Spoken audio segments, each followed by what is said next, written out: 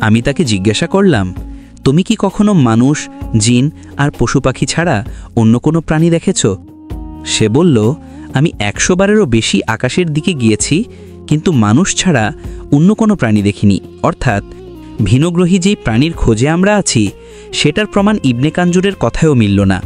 বাস্তবতা আল্লাহ ভালো জানেন।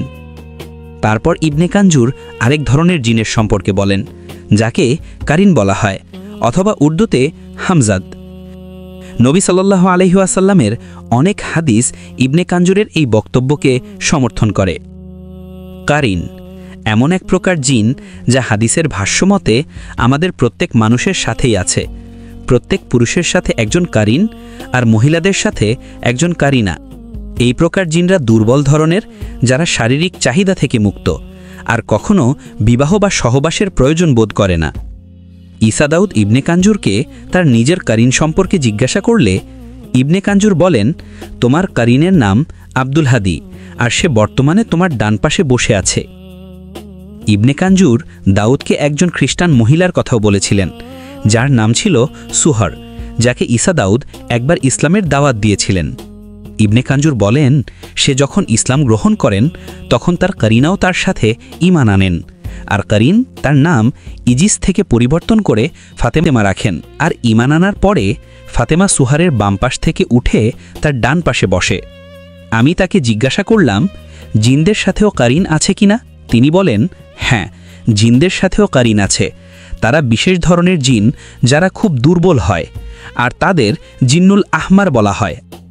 আহমার অর্থ আরবিতে লাল রং, কিন্তু জিনরা কেন তাদের কারিনকে লাল জিন বলে বিষয়টি ইবনে কাঞ্জুর ব্যাখ্যা করেননি। তবে তিনি এটা বলেছেন, মানুষের মতো জিনরাও তাদের নিজেদের কারিনদের দেখতে পায় না। আবার ইবনে কাঞ্জুর আরেকটা অত্যন্ত আজীব বিষয় বলেছেন, যেমন তোমরা মানুষরা বিভিন্ন আমলের মাধ্যমে নিজেদের কারিনদের বশ করার চেষ্টা করো, তেমনি জিনরাও আমল আর জাদুর মাধ্যমে তাদের নিজেদের কারিনদের বশে আনার চেষ্টা করে। জিনেরা জাদুযুক্ত পানি পান করে যাতে এই জাদুর মাধ্যমে তাদের নিজেদের কারিনকে বশে করতে পারে। আমি তাকে জিজ্ঞাসা করেছিলাম, যদি জিনদের মধ্যে থেকে কোনো জিন আমাদের সামনে চলে আসে তাহলে আমাদের কি করা উচিত? তিনি উত্তর দিলেন, তাৎক্ষণিকভাবে আয়াতুল কুরসি পাঠের পাশাপাশি সূরা আস-সাফফাতের প্রথম 10টি আয়াত পাঠ করা উচিত। ওকে, এখন বইয়ের বাইরে গিয়ে কিছু অতিরিক্ত তথ্য আর ইবনে কাঞ্জুরের কিছু কথা নিয়ে আলোচনা করা যাক। আপনি হয়তো লক্ষ্য করেছেন, ইবনে কাঞ্জুর আয়াতুল কুরসির পরে সূরা আস-সাফফাতের 10টা আয়াত উল্লেখ করেছেন। কেন তিনি এমনটি বলেছেন? আয়াতুল কুরসি সম্পর্কে আমরা